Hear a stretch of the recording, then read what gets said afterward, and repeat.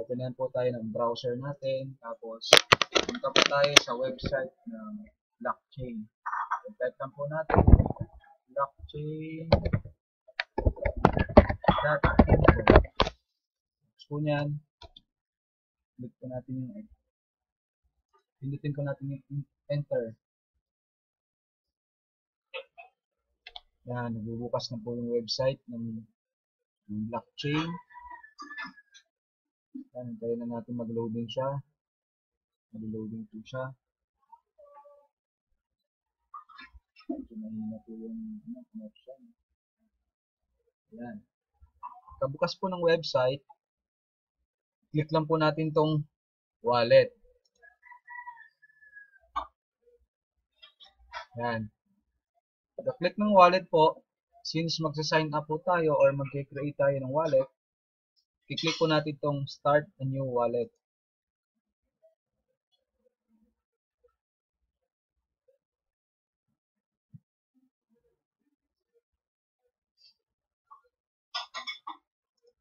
Yan. Click po natin start a new wallet. Yan. Hintayin lang po natin na mag-loading po siya. Medyo mabagal po yung connection natin. Yan. Hintayin lang po natin saglit.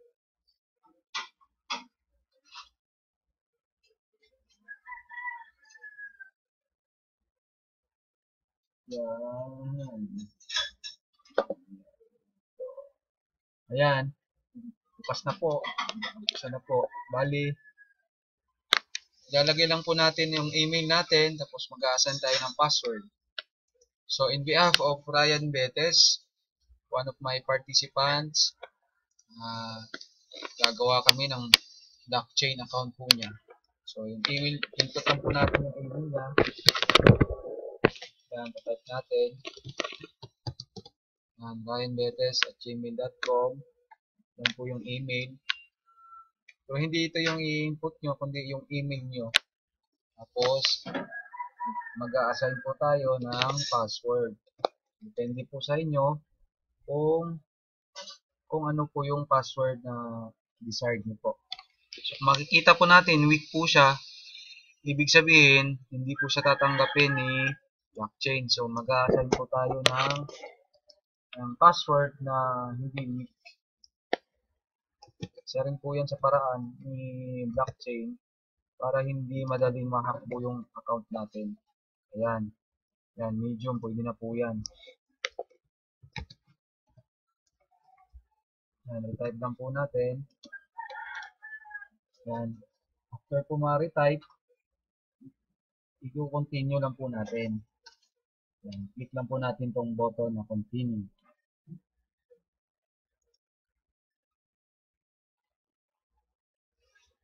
Yan. Makikita natin tong window na to. Wallet recovery mnemonic. Ito po. Please write down the following. Pwede nyo po yung kopyahin po ito para po if in case na magka-trouble po yung account, magka-trouble po itong account, ito po yung kailangan nilang mga information. Nasa inyo po kung ipiprint nyo po or isi-save nyo po doon sa mismong computer nyo. Halimbawa, dito po, isi-save ko po siya. Ito, i-paste ko lang po siya dito. Depende po sa inyo kung saan nyo po isi-save. Sa case na po na to, sa Microsoft Word ko po siya sinave. So, nasa sa inyo po.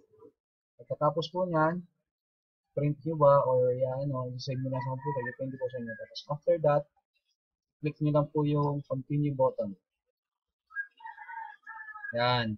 Tapos, makikita nyo po itong identifier. Ibig sabihin po, ito po yung naka-assign na identifier po ninyo. Tapos maglalagin na po tayo. Lalagin po natin yung password na sinet up nyo po kanina.